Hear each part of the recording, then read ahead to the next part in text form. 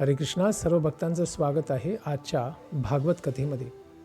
आज आपण श्रवण करूया की एक स्त्री असूनही व्यक्ती भगवंतांच्या दिव्य भक्तीद्वारे, सांख्ययोग तत्त्वज्ञानाद्वारे स्वतःचा मोक्ष कसा प्राप्त करून घेऊ शकतो आणि वैकुंठ धामाची प्राप्ती करू शकतो, याबद्दल आज उदाहरण रूपाने देवहूती, कपिलदेव मुनींची माता देवहूती हिच्या जीवनावरनं श्रवण करूया. श्री मैत्रेय मुनी म्हणाले, अशा प्रकारे भगवान कपिल देवांची माता देवहूती आणि कर्दम मुनींची पत्नी हिचे भक्ती आणि दिव्य ज्ञान या संबंधीचे सर्व अज्ञान दूर झाले. नंतर मोक्षाची आधारभूमी असणाऱ्या सांख्य दर्शनाची मूलभूत तत्वे ग्रथित करणाऱ्या कपिल देवांना तिने प्रणाम केला आणि पुढील प्रमाणे स्तुतीस्तवन करून त्यांना प्रसन्न केले. देवहूतिरुवाच. देवहूती म्हणाली, ब्रह्मदेवांना अजन्मा असे म्हणतात, कारण त्यांचे प्रत्यक्ष आईवडील दिसत नाही. अर्थातच गर्भोदक्षाय विष्णू यांच्या कमळनाळेपासूनच त्यांचा जन्म झाला आहे, त्यामुळे तेच त्यांचे आई आणि वडील आहेत. तरीही त्यांना स्वयंभू अर्थात अजन्मा असेही म्हणतात, कारण विश्वाच्या तळाशी असलेल्या महासागरावरती तुम्ही शयन करीत असता तेव्हा तुमच्या नाभिस्थानामधून उगम पावलेल्या कमळावरती त्यांचा जन्म होतो. पण ब्रह्मदेव देखील अगणित विश्वांचे उगमस्थान असणाऱ्या केवळ तुमचेच ध्यान करतात. भगवंतांचीच उपासना करून ब्रह्मदेवांना सर्व आध्यात्मिक आणि भौतिक शक्ती प्राप्त होतात. हे प्रभू, व्यक्तिशः जरी तुम्हास काहीच कर्तव्य नसले तरी प्राकृतिक गुणांच्या आंतरक्रियेमध्ये तुम्ही आपली शक्ती वितरित केलेली आहे आणि म्हणूनच भौतिक सृष्टीची उत्पत्ती, स्थिती आणि संहार घडून येतो. हे भगवन, तुम्ही स्वनिश्चयी असून अखिल प्राणीमात्रांचे परमस्वामी आहात. या प्राणीमात्रांसाठीच तुम्ही हे भौतिक विश्व निर्माण केलेले आहे आणि तुम्ही एकच असला तरी तुमच्या विविध शक्ती विविध प्रकारे कार्य करू शकतात. हे आमच्यासाठी अचिंत्य अर्थात अतर्क्यच आहे. याच्याबद्दल कितीही चिंतन केलं तरी आम्ही हे समजू शकणार नाहीत. पूर्ण पुरुषोत्तम भगवान म्हणून तुम्ही माझ्या उदरातून जन्म घेतलेला आहे. हे नाथ, ज्याच्या उदरामध्ये अखिल वैश्विक सृजन सामावलेले आहे, त्या परमश्रेष्ठासाठी हे कसे काय शक्य आहे? सगळं जग आपल्या उदरामध्ये आहे, परंतु मला वाटतं की माझ्या उदरातनं आपण जन्म घेतलेला आहे. तर हे अचिंत्य आहे. आणि याचं उत्तर असं आहे, मला वाटते की ते शक्य आहे, कारण युगाच्या शेवटी तुम्ही वटवृक्षाच्या एका पानावरती पहुडलेले असता आणि एका साधारण बालकाप्रमाणे आपल्या चरणकमळाचा अंगठा स्वतःच चोखत असतात. हे प्रभू, पतितांच्या पापकर्मांचा विनाश करावा आणि त्यांचे भक्ती आणि मुक्तीविषयक ज्ञान समृद्ध करावे, या हेतूने तुम्ही हा देह धारण केलेला आहे. हे पतित जीव तुमच्या मार्गदर्शनावरती अवलंबून असल्यामुळे तुम्ही स्वेच्छेने वराह इत्यादी रूपे घेऊन प्रकट करीत असता. त्याचप्रमाणे आताही तुम्ही आपल्यावर अवलंबून असणाऱ्या लोकांना दिव्य ज्ञानाचे वितरण करण्यासाठी अवतरित झाला आहात. आपलं नाम किती महान आहे. सांगतायत, यन्नामधेय श्रवणानुकीर्तनात् यत् प्रवणाद् यत् स्मरणादपि क्वचित् श्वादोऽपि सद्यः सवनाय कल्पते कुत पुनस्ते भगवन्नुदर्शनात्. कुत्र्याचे मांस खाणाऱ्यांच्या कुळात जन्मलेल्या मनुष्याने देखील एकदाही भगवंतांच्या पवित्र नामाचे उच्चारण केले किंवा त्याचे कीर्तन केले, त्यांच्या लीलांचे श्रवण केले, त्यांना प्रणाम केला किंवा त्यांचे स्मरण केले तर तो सुद्धा वेदोक्त यज्ञकर्मे करण्यास त्वरित पात्र होतो. मग परमपुरुष भगवंतांचे प्रत्यक्षपणे दर्शन घेणाऱ्या व्यक्तींच्या आध्यात्मिक प्रगतीविषयी तर काय सांगावे. जे सततच भगवंतांचा जप नाम संकीर्तन करीत आहेत त्या लोकांबद्दल तर काय सांगावे. केवळ एकदा शुद्ध भावाने असं नाम घेतल्याने व्यक्ती सर्व पापातनं सर्वथा मुक्त होऊ शकतो. त्यामुळे हे नाम अतिश्रेष्ठ आहे. अजून या नामाचा महिमा सांगताय. अहो बत श्वपचतो गरीयान यज्जिह्वाग्रे वर्तते नाम तुभ्यं ते पुस्तपस्ते जुह्वु सुस्नुनार्या ब्रह्मानुचूर्णाम गृह्णन्ति येते. अहो, ज्यांची जीवा सतत तुमचे नाम कीर्तन करीत आहे ते किती महान आहेत. अशा लोकांचा जन्म जरी श्वानभक्षक अर्थात कुत्रे खाणाऱ्या चांडाळांच्या कुळांमध्ये झालेला असला तरी ते पूजनीय आहेत. तुम्हा भगवंतांचे नामोच्चारण करणाऱ्या लोकांनी निश्चितपणे पूर्वीच सर्व प्रकारचे तप यज्ञ केलेले असावेत आणि आर्यांच्या उत्तम जीवनरीती आत्मसात केलेल्या असाव्यात. ते तुमच्या पवित्र नामाचा जप करीत आहेत म्हणजे त्यांनी पावन तीर्थस्थळी सर्व प्रकारचे स्नान, वेद अध्ययन आणि आवश्यक त्या सर्व योग्यतांची प्राप्ती अवश्य केलेली आहे. हे प्रभू, माझा दृढ विश्वास आहे की कपिल हे नाव धारण केलेले आपण स्वतः श्री विष्णूच नारायण आहात आणि तुम्हीच पूर्ण पुरुषोत्तम भगवंत आणि परमब्रह्म आहात. मन आणि इंद्रियांच्या सर्व त्रासांपासून मुक्त होऊन मुनिगण आणि महर्षिगण तुमचेच ध्यान करतात. कारण एकमेव तुमच्या कृपेनेच मनुष्य प्राकृतिक 3 गुणांच्या पकडीमधनं सुटू शकतो. भगवंतांना जो शरणागत होतो तोच मामेव ये प्रपद्यन्ते मायामेतां तरन्ति ते. आणि ही माया 3 गुणांमध्येच जीवाला बद्ध ठेवते. तर 3 गुणांना पार होण्यासाठी भगवंतांच्या कृपेचीच आवश्यकता आहे. आणि प्रलय समयी तुम्हीच सर्व वेद धारण करता आणि ब्रह्माजी दुसऱ्या दिवशी जागृत झाल्यानंतर त्यांना परत त्या वेदांचं ज्ञान आपण स्वतः देतात. अशा प्रकारे मातेच्या वचनांनी प्रसन्न झालेले आणि मातेवरती अतिशय प्रेम करणारे मातृवत्सल पुरुषोत्तम भगवान कपिलदेव गंभीरपणे उत्तर देतात. कपिल उवाच. प्रिय माते, मी तुला सांगितलेला हा आत्मसाक्षात्काराचा मार्ग अतिशय सुलभ आहे. तू या मार्गाचे अनुसरण सहजपणे आणि अविरोधपणे करू शकशील आणि त्यामुळे तू त्वरित अगदी या वर्तमान देहामध्ये राहूनही मुक्त होऊ शकशील.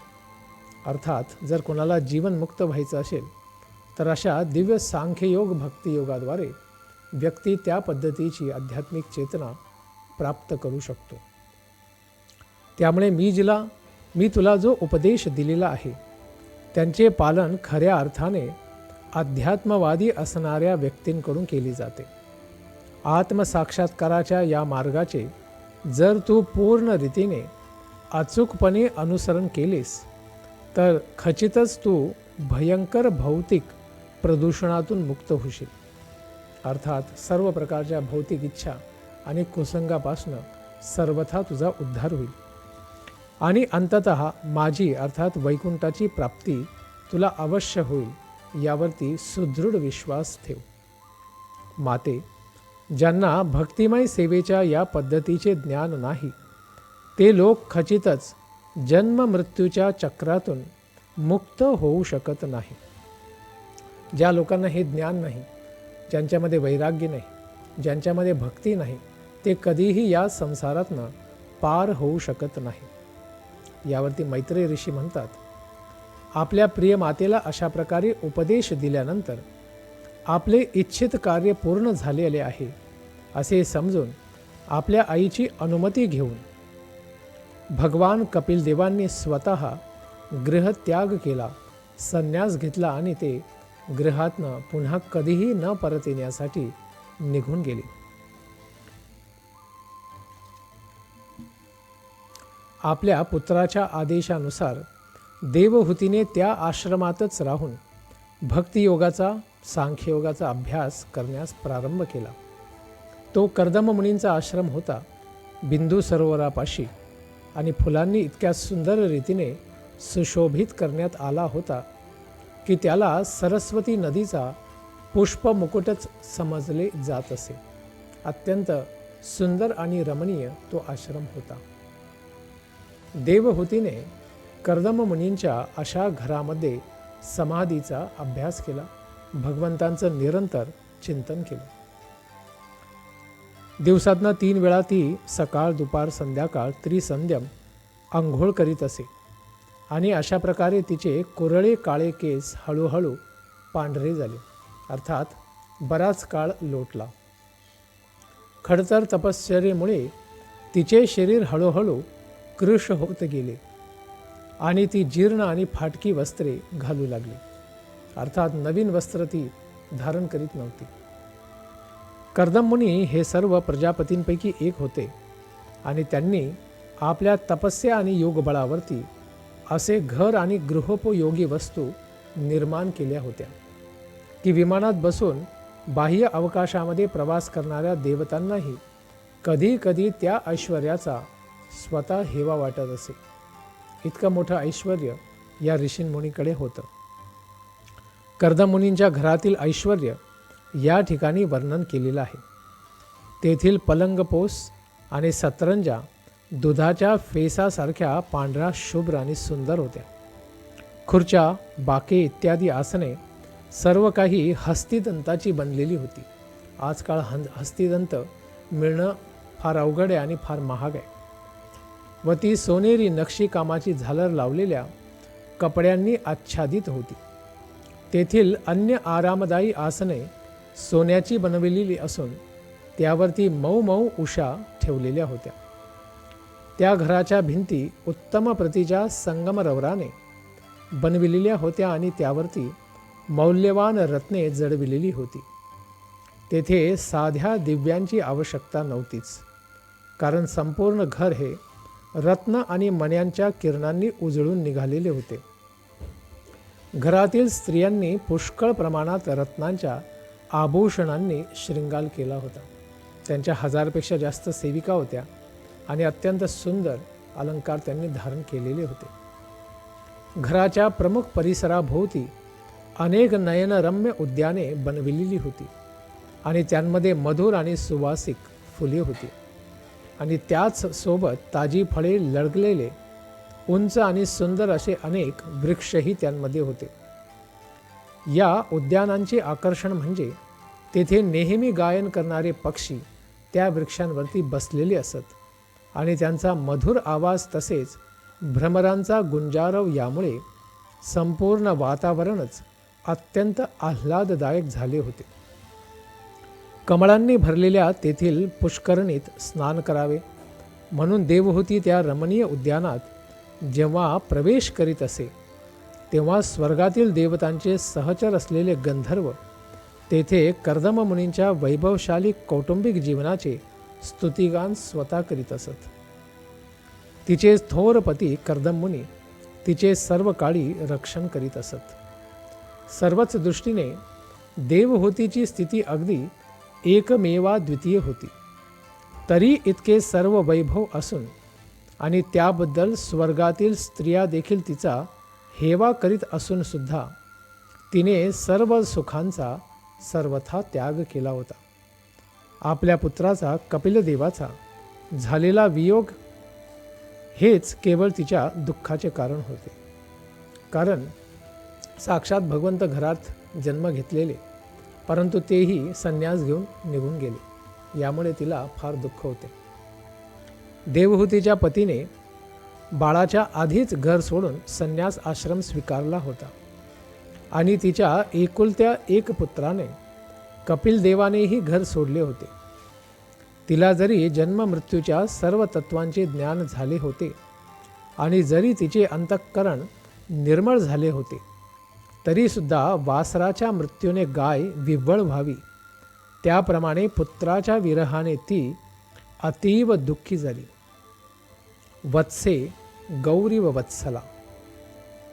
हे विदुर, अशा प्रकारे आपले पुत्र पुरुषोत्तम भगवान कपिलदेव यांचेच निरंतर ध्यान करीत असल्याने तिच्या ठाई आपल्या वैभवशाली आणि सुशोभित घराविषयी अनासक्ती उत्पन्न झाली. अर्थात तिला घरामध्ये आता कोणतंही स्वारस्य राहिलं नाही. त्यानंतर अपार उत्सुकतेने आणि सविस्तरपणे आपल्या पुत्राकडून म्हणजेच शाश्वतदृष्ट्या स्मितहास्य करणाऱ्या पुरुषोत्तम भगवान कपिल देवांकडून श्रवण केल्यानंतर देवहूतीने भगवंतांच्या विष्णू रूपावरती निरंतर ध्यान करण्यास प्रारंभ केला. भक्ती प्रवाह योगेन वैराग्येन बलीयसा युक्तानुष्ठान जातेन अज्ञानेन ब्रह्महेतुना. अत्यंत प्रामाणिकपणे आणि गांभीर्याने भक्तिमय सेवेमध्ये नियुक्त होऊन तिने तसे भगवंतांचे ध्यान केले. तिचे वैराग्य दृढ असल्यामुळे तिने देहधारणेस आवश्यक तितक्याच गोष्टी स्वीकार केल्या. परमसत्याच्या साक्षात्कारामुळे ती परिपूर्ण पद्धतीने ज्ञान संपन्न झाली. तिचे अंतःकरण सर्वथा शुद्ध झाले. भगवंतांच्या ध्यानात ती पूर्णतः तल्लीन झाली आणि प्राकृतिक गुणांमुळे निर्माण होणाऱ्या तिच्या सर्व अज्ञानजन्य समजुती सर्वथा दूर झाल्या. तिचे मन पूर्णपणे भगवंतांच्या ठाई निमग्न झाले आणि आपोआपच निराकार ब्रह्माचे ज्ञानही तिला प्राप्त झाले. ब्रह्मसाक्षात्कारी जीव या नात्याने ती जीवनविषयक भौतिक संकल्पनांपासून किंवा उपाधींपासून सर्वथा मुक्त झाली. अशा प्रकारे तिचे सर्व भौतिक क्लेश नष्ट झाले आणि तिला दिव्यानंद प्राप्त झाला. शाश्वत समाधीमध्ये स्थित झाल्यामुळे आणि प्राकृतिक गुणांनी प्रेरित केलेल्या भ्रमातून मुक्त झाल्यामुळे तिला मनुष्याला स्वप्नावस्थेतील निरनिराळ्या शरीरांचे जसे विस्मरण होते तसेच आपल्या भौतिक देहाचे विस्मरण झाले. अर्थात ती मुक्त अवस्थेला जाऊन पोहोचली. तिचे पती कर्दम मुनी यांनी निर्माण केलेल्या दैवी ललना तिच्या शरीराची सर्व प्रकारे काळजी घेत होत्या आणि त्यावेळी तिला कोणत्याही प्रकारची मानसिक चिंता नसल्याने तिचे शरीर मुळीच कृश झाले नाही. त्यावेळी धुराने झाकलेल्या अग्नीप्रमाणे ती दिसत होती. अर्थात तिचे शरीर कृश झाले, पण असे आजारी झाल्यासारखे कृश नाही झाले. देवहूती निरंतर भगवंतांच्या चिंतनाचंच लीन राहिल्याने तिला आपली वेणी सुटली आहे अथवा आपली वस्त्रे ढळली आहेत याचे भानही राहत नसे. हे विदुर, देवहूतीने कपिलदेवांनी सांगितलेल्या तात्विक उपदेशांचे अनुसरण करून भवबंधनातून लवकरच मुक्ती मिळवली आणि त्याचसोबत भगवंतांना परमात्मा रूपाने विना अडचण तिने प्राप्त केले. आत्मानं ब्रह्मनिर्वाणं भगवंतं अवापह. हे विदुर, देवहूतीला ज्या ठिकाणी पूर्णत्व प्राप्त झाले ते अत्यंत पवित्रतम क्षेत्र म्हणून विख्यात झाले. सिद्धपद या नावाने ते तिन्ही लोकांमध्ये ओळखले जाते. बिंदू सरोवराजवळ असणारं हे स्थळ सिद्धपद म्हणून प्रसिद्ध झाले, कारण तिथे कर्दम मुनींनी सिद्धी प्राप्त केली. कपिलदेवही सिद्ध होते आणि माता देवहूतीने सुद्धा सिद्धी प्राप्त केली. हे विदुर, तिच्या शरीराचे भौतिक घटक वितळून त्यांचे पाणी झाले आणि ते आता एका नदीच्या रूपाने वाहत आहे. ती सर्व नद्यांमध्ये अत्यंत पवित्र मानली जाते. जो कोणी तिच्यामध्ये स्नान करतो त्यालासुद्धा पूर्णत्व प्राप्त होते आणि म्हणून पूर्णत्व प्राप्त करण्याची इच्छा असणारे सर्व लोक तेथे स्वतः जाऊन स्नान करतात. प्रिय विदुर, थोर महर्षी भगवान कपिलदेव सुद्धा आपल्या मातेची अनुमती घेऊन वडिलांच्या आश्रमातून निघाले आणि संन्यास घेतला आणि नंतर ते ईशान्येच्या दिशेला निघून गेले. ते उत्तरेच्या दिशेने जात असताना चारण आणि गांधर्व नामक सर्व स्वर्गीय निवाशांनी तसेच ऋषीमुनी आणि स्वर्गीय अप्सरांनी त्यांची स्तुती केली, त्यांना सादर वंदन केले. सागरानेही त्यांना पूज्यभाव दाखवून राहण्यासाठी निवासस्थान दिले. आता सुद्धा त्रैलोक्यातील बद्ध जीवांच्या उद्धारासाठी कपिल मुनी त्या स्थानी समाधी अवस्थेत निवास करीत आहेत आणि सांख्य तत्त्वज्ञानाचे सर्वश्रेष्ठ आचार्य किंवा शिक्षक म्हणून त्यांची आजही पूजा केली जाते. हे वत्स विदुर, मैत्रेय ऋषी म्हणतात, तू माझ्याकडे प्रश्न केलेला होतास त्याप्रमाणे मी तुला आता उत्तर दिलेले आहे. हे निष्पाप विदुर, कपिलदेव आणि त्यांची माता देवहूती यांचे वर्णन तसेच त्यांच्या कार्यांची कथा म्हणजे सर्व पावन संवादांमधील सर्वश्रेष्ठ पावन असा हा संवाद आहे. आणि या संवाद किंवा आख्यानाचं श्रवण आणि कीर्तन करण्याची काय फलश्रुती आहे ते आता मैत्रेय ऋषी सांगत आहे. य इदं मनुशृणोति योभिदत्ते कपिलमुनेर्मतमात्मयोगगुह्यं भगवती कृतधी सुपर्णकेता उपलभते भगवत पदारविंदम. कपिलदेव आणि माता देवहूती यांच्यामध्ये ज्या संबंधाचे हे वर्णन अतिशय गोपनीय आहे. सांख्ययोग तत्त्वज्ञान, जो कोणी हे वर्णन स्वतः वाचेल किंवा दुसऱ्यांना ऐकवून सांगेल तो गरुड ज्यांचे वाहन आहेत त्या भगवान श्री नारायणांचे भक्त होईल. पुढे तो भगवंतांच्या दिव्य प्रेममयी भक्तीमध्ये सेवेमध्ये रममान होण्यासाठी भगवद्धामात प्रविष्ट होईल.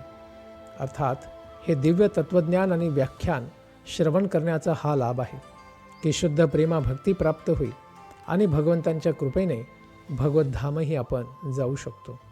तर अत्यंत पुण्य आणि महान असणाऱ्या या आख्यानाचं आपण नित्य श्रवण केलं पाहिजे, चिंतन केलं पाहिजे आणि भगवंतांच्या नामजपाद्वारे स्वतःची परिपूर्णता प्राप्त केली पाहिजे. धन्यवाद. हरे कृष्ण.